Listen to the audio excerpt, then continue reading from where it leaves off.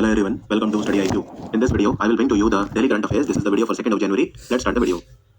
Which country has introduced CR450? This is the world's fastest high-speed train with test speed reaching 450 km/h. So this is like a bullet train, you can say. CR450 is a product by China. And these are the Chinese companies which have manufactured it. CRRC Changchun Railway Vehicle and CRRC Sifang. You don't need to remember the names of these companies. Now talking of high speed, IIT Madras was in news recently because IIT Madras has made India's first Hyperloop test track. This is only around 410 meter for now, but in the first phase they want to construct 11.5 km track, and in the second phase 100 km. And Hyperloop can reach the high speed of around 1100 km/h, like more than 2 times that of a bullet train, right? So Hyperloop is a very important thing. Now India and China, they recently had a 6-point agreement, and 2 most important points were that the Kailash Mansarovar Yatra will be resumed now, and the Nathula border trade route will be opened, which connects Sikkim with Tibet. And also don't forget that China, they are building the world's largest dam on the Brahmaputra river. In China, they call it Yarlung Zangbo. Sometimes it is also written as Yarlung Tosangpo. It means the same. Both are the same names. These are basically the Tibetan names of Brahmaputra. So it is building the world's largest dam, and China will make an investment of around $137 billion in constructing the world's largest dam. In fact, China, they already have a very, very large dam on the Brahmaputra river called Zam Hydropower Station, which was opened in 2015. China also launched recently the Sichuan ship. It is a ship that can carry helicopters and aircrafts if needed, right? AAP Supremo Arvind Kejriwal, the former Chief Minister of Delhi, currently it is Atishi Marlena. So Arvind Kejriwal has launched the Pujari Granthi Samman Yojana. Under the scheme, all the Hindu temple priests, the Pujari, and the Granthis of the Gurudwara, they will be paid a monthly income of how much? So it will be like honorarium from the government side. So it will be 18,000 rupees, but only if Aam Aadmi Party returns to power for the 3rd time in a row. Now Aam Aadmi Party has been ruling Delhi for the last 10 years. So this is Pujari Granthi Samman Yojana.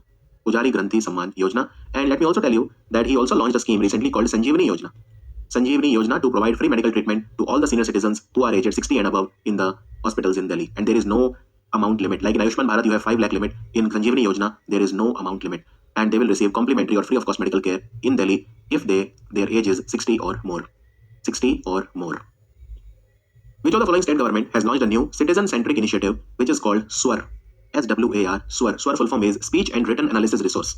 So SWAR platform has been recently launched by Mr. Bhupender Patel. He is the Chief Minister of Gujarat. The answer is Gujarat. SWAR platform was launched on the occasion of 25th of December, which is celebrated as the Good Governance Day. Now, SWAR platform will use which technology? It will use Bhashini technology, which is a language translation platform of the Ministry of Electronics and IT. So SWAR is actually based on Bhashini, right? So the government of Gujarat, they collaborated with the Ministry of Electronics and IT's Bhashini division, and they developed the SWAR platform. So what will SWAR do? SWAR has speech-to-text functionality. So the citizens of Gujarat, they can dictate their messages instead of typing them manually. It will help in various things. For example, if the citizens of Gujarat, they want to file a grievance, now they don't need to type the long grievances. They can simply record it, and the speech will be converted to text. So the speech-to-text feature has been integrated on the Gujarat government's website. And Bhashini, Bhashini was launched when? So Bhashini was launched in July 2022 by the Ministry of Electronics and IT, and it was launched under the National Language Technology Mission. So what can Bhashini do? Bhashini can provide technology-based translation services in all the 22 scheduled Indian languages. Right? And government of Gujarat, they have also made for the first time in India artificial intelligence task force. Now the job of this task force will be to make sure that AI is well integrated into the local governance. And Gujarat has created the 34th district also. They carved it out from Banaskantha, and it is called, what is the name? Vav Tharad. Vav Tharad is the 34th district of Gujarat as we know it, right? And Gujarat government, they have also created an atlas on wolves. So there are a lot of wolves in Gujarat, and we want to conserve them. So they have launched it recently. Which of these, which is an ancient form of love song from Bosnia and Herzegovina, it was included in UNESCO's National Inventory of Intangible Cultural Heritage. UNESCO Intangible Cultural Heritage, which one is it? So this is Save Dalinka. Save Dalinka is a form of love song which is sung in Bosnia and Herzegovina, and it is a part of Intangible Cultural Heritage. Save Dalinka is also known as the Balkan Blues. And it is a melancholic urban love song which dates back to the 16th century. Right? Now, the Intangible Cultural Heritage of Humanity, UNESCO awards it, right? And even India has a lot of intangible cultural heritage. Now here I would like to mention 2 things especially. So there are 2 Indian heritage conservation projects, right? So one is a temple which is called Abhat Saha Yeshwarar Temple. It's a slightly big name. Abhat Saha Yeshwarar Temple. This is a temple. So Abhat Saha Yeshwarar Temple Conservation Project in Tamil Nadu. And then we have Sir Biramji G.G. Bhoy Parsi Charitable Conservation Project in Maharashtra. Sir Biramji G.G. Bhoy Parsi Charitable Institution, which is in Maharashtra. Now both of these were awarded UNESCO Asia Pacific Award for Cultural Heritage Conservation. cultural heritage conservation. 8 winners were there from Asia Pacific region, 2 from India. So Abhat Sahayeshwara Temple in Tamil Nadu, and we have Sir Biramji Jiji Bhoi RC Charitable Institution. This is very, very important. Definitely very, very important. And this Abhat Sahayeshwara Temple is located in Tanjavur or Tanjore. The old name is Tanjore, new name is Tanjavur district of Tamil Nadu. And this Sir Biramji Jiji Bhoi RC Charitable Institution, it is located in Mumbai. Also, don't forget, there are 4 places in India which have been declared World Heritage Irrigation Structure. So one is the Kumbum Tank in Andhra Pradesh. Then you have the Karnool Kadapa Canal, which is again in Andhra Pradesh. It connects Karnool with Kadapa district. And then you have a tank called Poru Mamilla tank, again in Andhra Pradesh. And then you have a lake in Sindhudurg in Maharashtra called Dhamapur Lake. So these four things are now World Heritage Irrigation Structure. World Heritage Irrigation Structure tag was given. Kumbum tank is very old. Poromorilla tank was constructed in the 13th century. Kumbum tank in 15th century. Karnool Kadapa Canal in 18th century. I mean, these are very, very old, So, World Heritage Irrigation Structure. India has 6 World Heritage Irrigation Structure. Highest number is there in Japan, 42. Keel laying ceremony of the 3rd cadet training ship called Yard 18005 was held. The contract for indigenous design and construction of 3 cadet training ships was concluded between the Ministry of Defence and which company? So which company was given the contract by the Ministry of Defence to construct cadet training ships which are used for training of the cadets?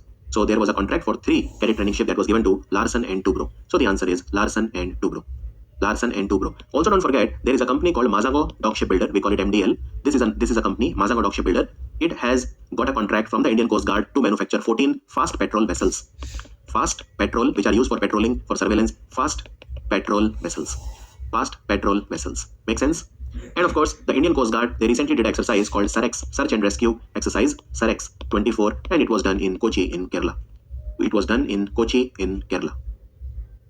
Recently, which team has won their first ever Pro Kabaddi League title after defeating Patna Pirates in the final? You remember CII, Confederation of Indian Industry? They recently declared Pro Kabaddi League title as the tournament of the year. I mean, what they wanted to say was this is the best sports league in India, right? So Haryana Steelers, they won their first Kabaddi League title and they defeated Patna Pirates in the final. The champion team got award of 3 crore, and the team that finished second, so Haryana Steelers got 3 crore, and Patna Pirates, they finished the runners-up. They were awarded 1.8 crore rupees. Now last year, if you remember, Puneri Paltons were the champion. The team from Pune, Puneri Palton, and they defeated Haryana Steeler last year. But this time, Haryana Steeler has won it. Now, Pro Kabaddi League started in India in 2014, and it is broadcast on Star Sports. So there are a lot of teams which have won it 2 times. For example, Jaipur Pink Panthers, they have won it twice. And there are a lot of teams. There's Dabang Delhi, Puneri Palton, Bengal Warrior, Bengaluru Bulls. I mean, there are a lot of teams in Pro Kabaddi League. Now, Mohammad Raza Shadlui, he was awarded the most valuable player of the season, right? So he is from Iran, and the Iranian won the best defender award for 82 tackle point.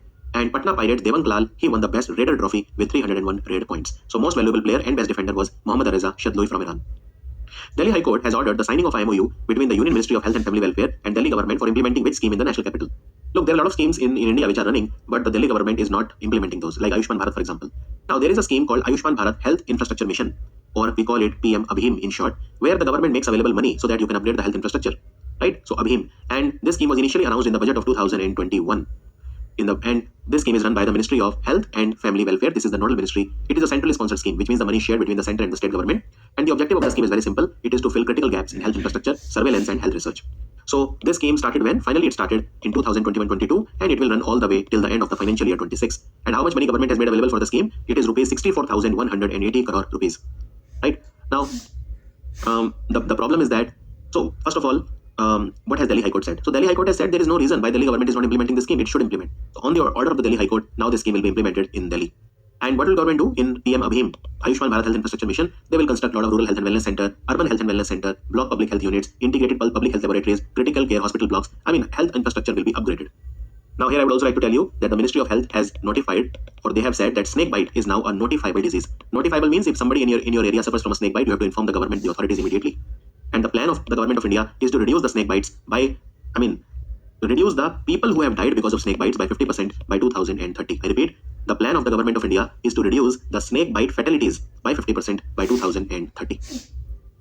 So this is PM Abhim for you. It was announced in the budget, but finally it was launched in the financial year 22. Ministry of Defence, they have signed a contract with which company for construction of air independent propulsion plug for DRDO AIP system and its integration on board Indian submarine. So there is this technology called air independent propulsion. Air independent simply means that propulsion can happen even without air. Air independent propulsion technology. And this technology will be integrated in Indian submarines also. So this is a contract given to Mazagon Dock Shipbuilder for construction of air independent propulsion plug for DRDO AIP system, and it will be integrated with the Indian submarines. Now one more contract has been given. There is something called as electronic heavyweight torpedo. Electronic heavyweight torpedo. Electronic heavyweight torpedo, and it will be fitted in Kalvari class submarine. Kalvari class means what? Kalvari, Khanderi, Karanj, Vela, Bagir and Bagshir. You know those 6 submarines which were made under Project 75. So who will do it? This EHWT, electronic heavyweight torpedo, will be fitted in Kalvari class submarine. So the contract for that has been given to the Naval Group, and Naval Group is a group that is based in France. That is based in France, right? That is based in France. And AIP technology is being indigenously developed by DRDO, but the contract has been given to Mazagon Dock Shipbuilder. Mazagon Dock Shipbuilder. This is a contract approximately 1990 crore. 1990 crore to Mazagon Dock Shipbuilder, and this EHWT is a contract worth 877 crore. 877 crore. Also, let me tell you that the Ministry of Defence, they have signed a contract with Larsen & Toubro for providing Vajra K9 Vajra T. These are artillery guns, so it will be provided to the Indian Army. K9 Vajra T guns, and these are manufactured by Larsen & Toubro in Hazira, which is in Surat in Gujarat. Sports Authority of Andhra Pradesh, they have launched the first of its kind mobile app to improve sports management across the state. What is the name of this mobile app? The name of this mobile app is called Krida. The answer is option C, Krida. See, basically Krida is a Hindi word which means sports, khel kood, you know. So Krida app is designed, it's a one-stop solution for all the sports related matter. It will allow the sports person to update their profile. It will allow the government to track the performance of sports person. It will generate achievement certificates through, you know, it will be integrated with DigiLocker, so you can keep your sports certificate in the DigiLocker. And it will also issue sports quota certificates, you know. It will also track the coach's performance. So multi-purpose app. And don't forget, there is a place in Andhra called Nagaya Lanka where we are developing a missile testing range. Who among the following has become the Director General of CRPF? Now look, CRPF works under the Ministry of Home Affairs, and it is the largest paramilitary force of India. So the answer is Vitul Kumar. Senior IPS officer Vitul Kumar has become the Director General of CRPF. He takes over from Anish Dayal Singh. Now CRPF, it was established in 1939. That time it was known as Crown Representative Police, but in 1949 its name was changed to CRPF. It is the largest paramilitary force of India.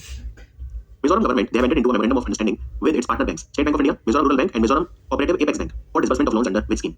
So if you are in Mizoram, you can take the loan from these 3 banks which I mentioned here, and this is Banakai scheme, Banakai or hand holding scheme. So what is the scheme about? See, Mizoram Rural Bank is a regional rural bank in Mizoram, and it is sponsored by State Bank of India, then State Bank of India Mizoram branches, and Mizoram Cooperative Apex Bank. Now look, Mizoram Cooperative Apex Bank is again, it is urban cooperative bank. It is an urban cooperative bank. So Banakaya is basically a scheme. It's a flagship scheme. Banakaya. It is started in Mizoram to promote self-reliance and economic growth. So this scheme offers financial support, you know, through loans from these 3 partner banks, and government acts as a guarantor.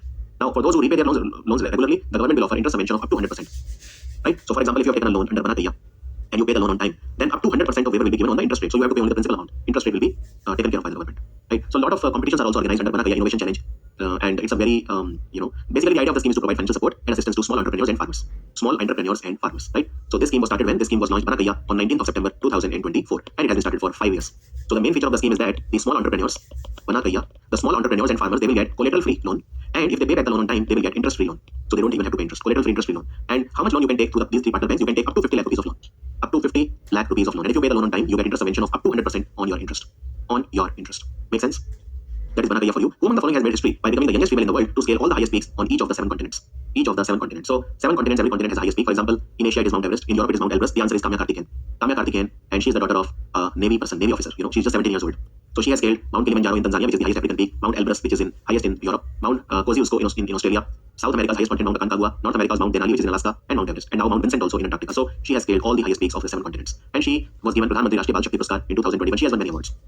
So these are the highest peaks. Mount Kilimanjaro in Tanzania, Mount Elbrus in Europe and Russia, Mount Kosciuszko in Australia, Mount Aconcagua in South America, it is in Argentina, and then we have Mount Denali, which is in Alaska in USA. Alaska is a part of USA, and Mount Everest in Asia, and Mount Vincent in Antarctica. So the last one she scaled is Mount Vincent in Antarctica.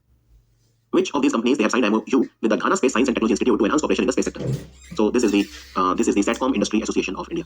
Satcom Industry Association of India is based in Delhi. It is a non-for-profit association, and it will work closely with Ghana Space Science and Technology Institute, and they will together cooperate in satellite manufacturing, satellite launches, development of space applications, training of the Ghana space professionals, and all of these. Which of the following state government has declared Rath Saptami, also known as Sun God Festival, as a state festival for 3 days at Shri Surya Narayan Swami Temple? So this festival has been declared as a state festival. This is celebrated in Andhra Pradesh. The answer is option C, the Rath Saptami festival, and this is to celebrate the birthday of Sun God.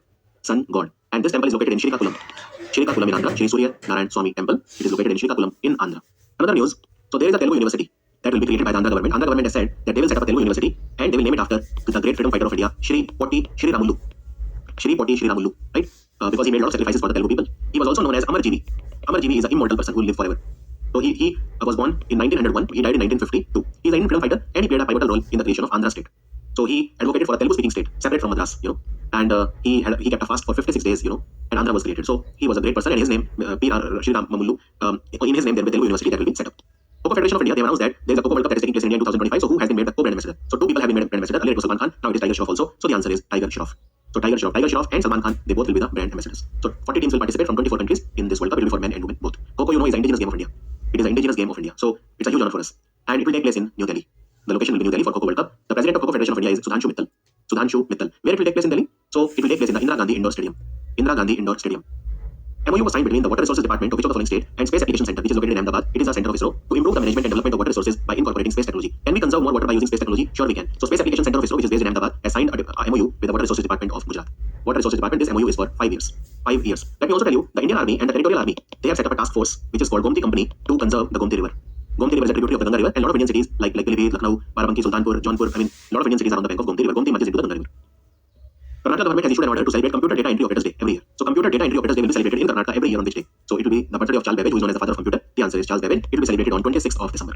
26th of December. Charles Babbage, he was a British, he was born in London, and he is known as father of the computer, and he is given the credit for discovering the computers. He was a British person. Denmark Strait Cataract holds the distinction of being the largest waterfall on the earth. It is situated in the underwater channel between which two countries? It was in news recently. It is located between Iceland and Greenland. The answer is Iceland and Greenland. So basically, it is the largest waterfall on the earth, and it is situated between Iceland and Greenland. This is a discovery, and basically, it drops an astonishing 11,500 feet, which is 3,500 meters. Imagine a waterfall dropping 3,500 meters. So, but this waterfall drops from the summit to the ocean floor. So do remember its name. And recently they said that it was formed during the Ice Age, and a lot of research was done.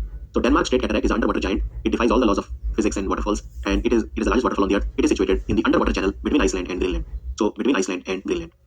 That was the video for 2nd of January. I'll see the video of 3rd of January. Thank you for watching Study IQ.